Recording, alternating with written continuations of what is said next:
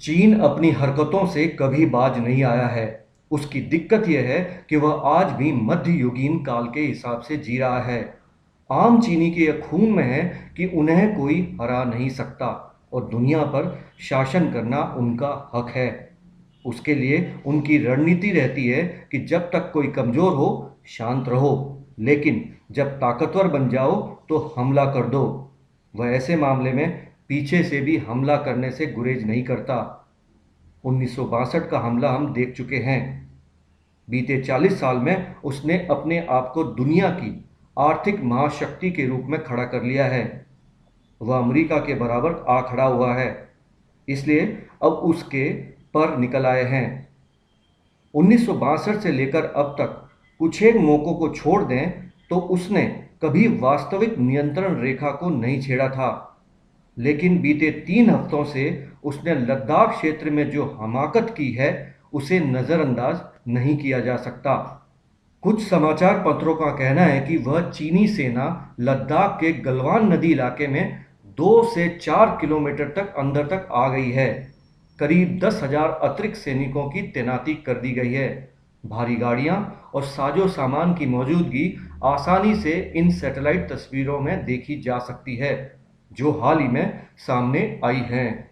भारतीय और चीनी सेना के बीच बीती 5 मई और 12 मई को गलवान नदी क्षेत्र और प्रसिद्ध पैगोंग झील पर झड़प हुई हैं। इन दोनों झड़पों में चीनी सैनिकों ने लोहे की छड़ों और पत्थरों से हमला किया, जब भारतीय सैनिकों ने उनके भारतीय सीमा में प्रवेश करने से रोका। यही स्थिति सिक्किम के नाथुला दर्रे पर भी देखी गई। वहां करीब 150 चीनी सैनिकों ने भारतीय सैनिकों पर हमला किया। चीनियों की इस हिमाकत पर भारत में राजनीति भी गरमाने लगी है।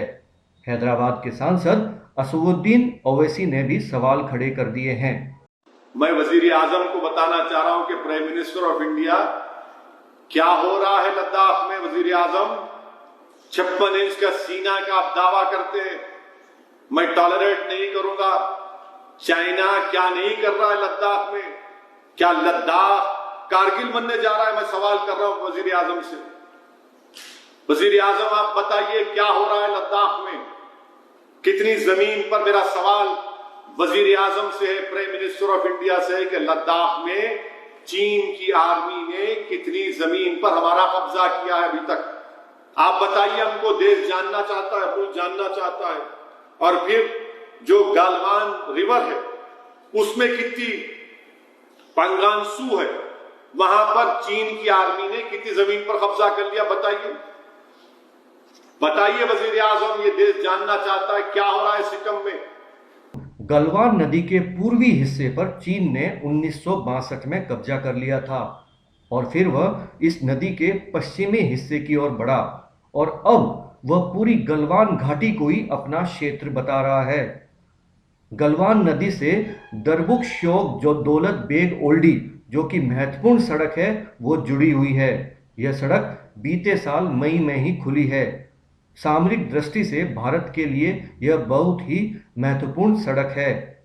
यह लेह काराकोरम को जोड़ने की प्रमुख धुरी है।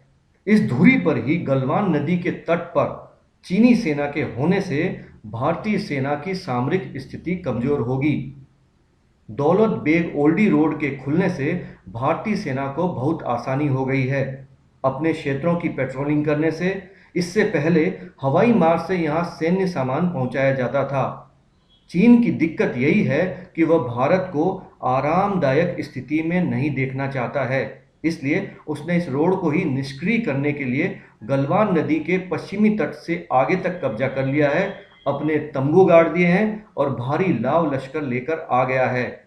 अब हम आपको बताते हैं कि चीन ये सब क्यों कर रहा है। वो उसने अचानक अपनी सेनाओं को भारतीय जो वास्तविक नियंत्रण रेखा है उसके पास अचानक अपनी संख्या क्यों बढ़ा दी है, वो इतना एग्रेसिव क्यों हो गया है। तो प्रमुख कारण हम आपको बताने जा रहे हैं। प्रमुख कारण यह है कि भारत चीन से लगी सीमा लद्दाख, हिमाचल प्रदेश, उत्तराखंड, सिक्किम और अरुणाचल प्रदेश में 117 सड़कों का निर्माण करने जा रहा है। इनमें से 73 का तो ऑर्डर 2006 में ही दे दिया गया था, लेकिन कांग्रेस की यूपीए सरकार की सुस्त नीतियों से यह काम ज्यादा तेज गति से आगे नहीं बढ़ पाया। 2014 में इस काम में तेजी आई और 2019 में मोदी सरकार ने 44 सड़कें और बनाने की घोषणा की। इसके साथ ही वह इन राज्यों में आवाजाही सुगम बनाने के लिए 17 सुरंगें बनाने जा रहा है। चीन को इसी बात का बुखार चढ़ा हुआ है कि भारत यह सब क्यों कर रहा है। वह इस एलएसी जो लाइन ऑफ एक्चुअल कंट्रोल है उसके पास अपना आधारभूत सड़कें सुरंग क्यों बना रहा है। चीन को यही दिक्कत हो रही है क्योंकि इनके बनने से भारतीय सेना तेजी से एलएसी के पास में आ सकती है, उसको माल वाल की सप्लाई हो सकती है, उसको खाने की पीने की मेडिकल सारी सुविधाएं उसको रोड से और सड़क मार्ग से और सुरंगों से मिल सकती है। अब हम ये देखते हैं कि इससे पहले चीन क्या कर चुका है इस सीमा पर। वह भारत से बहुत पहले, जी हां बहुत पहले, भारत की लगती सीमा पर कई महत्वपूर्ण ठिकानों पर सड़कें बना चुका है। यहां तक कि वह तिब्बत तक रेलगाड़ी लेकर आ चुका है, जो चीनी सैनिकों को उसके पूर्वी क्षेत्र से, जो कि बीजिंग उसकी राजधानी है, उससे पश्चिमी क्षेत्र तक लाने में बहुत ही कारगर है। दोनों देशों के बीच 2017 में सिक्किम के डोकलाम में विवाद हुआ था, जो 73 दिनों तक चला था। इस बार इस लद्दाख की तनातनी के लंबे समय तक खिंचने की आशंका है। हालांकि अमेरिका ने चीन को अपनी इन गतिविधियों के लिए चेता दिया है, लेकिन चीन है कि बाज नहीं आ रहा है।